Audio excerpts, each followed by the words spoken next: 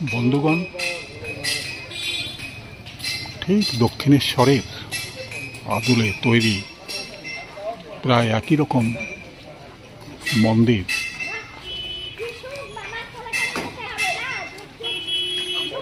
ব্যারাকপুরের কাছেই অবস্থিত এই মন্দির। সুন্দর মন্দির,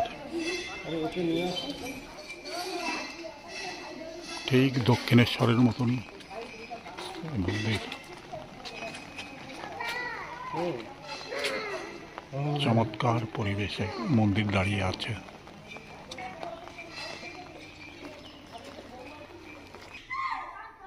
মাতা অন্নপূর্ণা মন্দির এটা। সামনে শিব মন্দির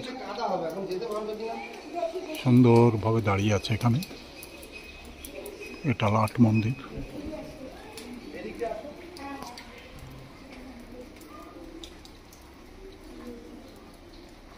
চমৎকার পরিবেশের মধ্যে এখানে দাঁড়িয়ে আছে ভোলে বাবার মন্দির।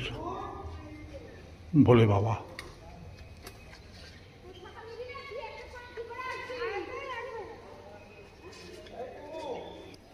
এখান থেকে মন্দিরের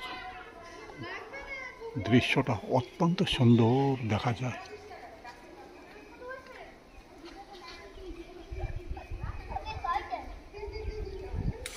সুন্দর গাছপালায় পরিবেষ্টিত এই মন্দির।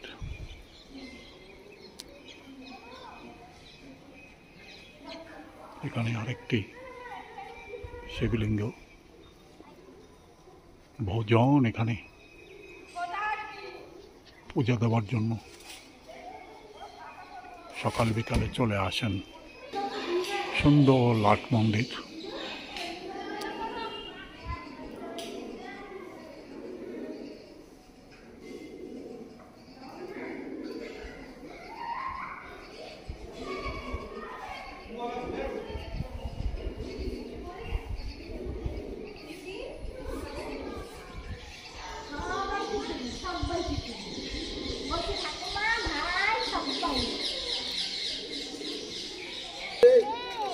প্রচুর কবুতর এখানে এসে খাবার চেষ্টা করছে এবং তারা কাছেই চলে আসছে।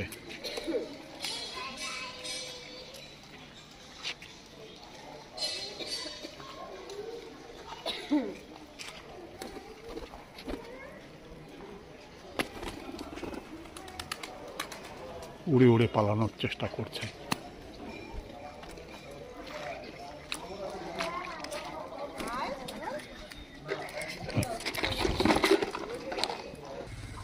এরপর আমরা গান্ধীঘাটে এসে পৌঁছালাম,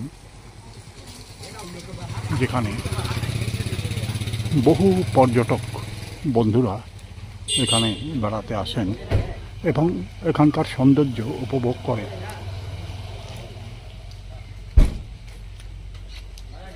এখানে মনের আনন্দে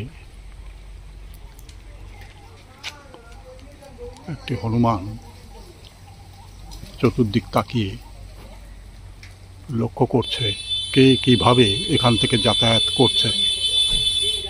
গাড়ির শব্দে দোকান খাড়া করে সজাগ দৃষ্টিতে চারিদিকে ঘুরে ফিরে দেখছে।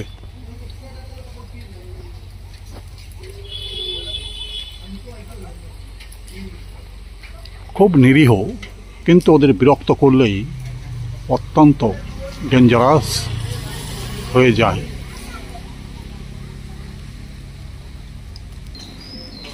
এখানে আরো একটা হনুমান ধীরে ধীরে সামনের দিকে এগিয়ে যাচ্ছে। লোকজনের সাড়া পেয়েছে এখান থেকে প্রস্থান করবাই সমীচীন মনে করে সরে গেল।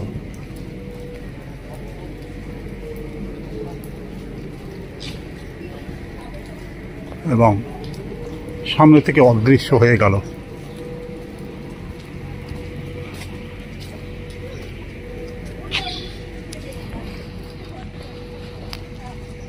সেই গান্ধীঘাটে একটা স্মৃতি চিহ্ন হিসাবেই গঙ্গার পাড়ে দাঁড়ানো। সুন্দর পরিবেশ, চারিদিকে পরিষ্কার পরিচ্ছন্ন এবং গাছপালায় চারিদিক পরিপূর্ণ।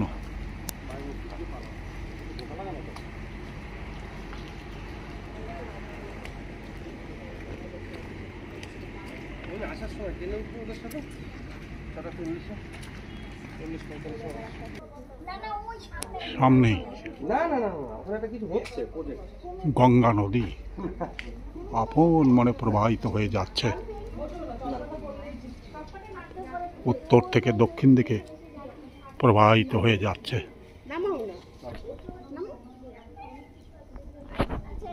গঙ্গার ওপারে বড় বড় বিল্ডিং দাঁড়িয়ে রয়েছে।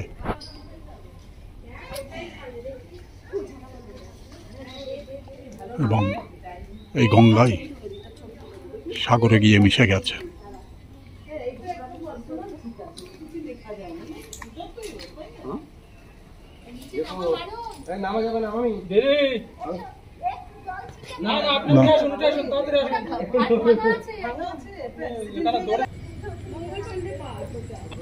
সুন্দর গাছপালায় সাজানো রয়েছে।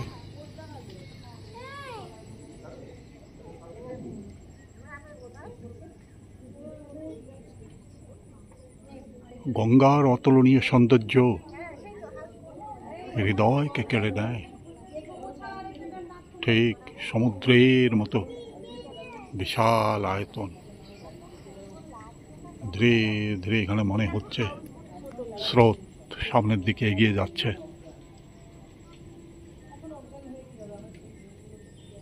কিন্তু প্রচণ্ড গতিতে এই গঙ্গা প্রবাহিত হয়ে গেছে। বানরটা এখনো স্থির হয়ে বসে পাহারা দিচ্ছে।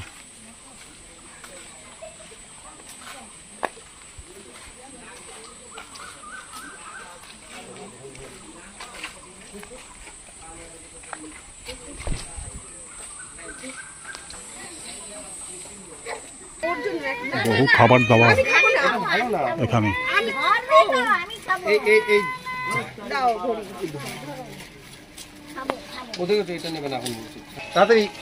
হনুমান বাবাজি খাবারের জন্য ছুটে ছুটে আসছে।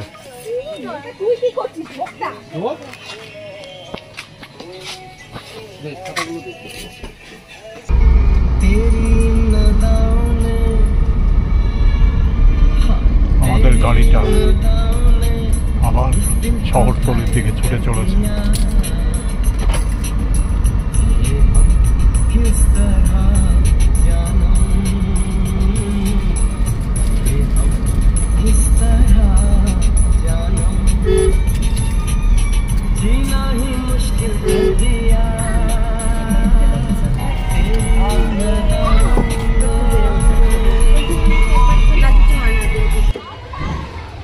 বন্ধুগণ, বাসিরাম ব্লগের পক্ষ থেকে সমস্ত দর্শক মণ্ডলী, সমস্ত বন্ধুগণকে আন্তরিক শুভেচ্ছা জানিয়ে ব্লগ এখানেই শেষ করছি।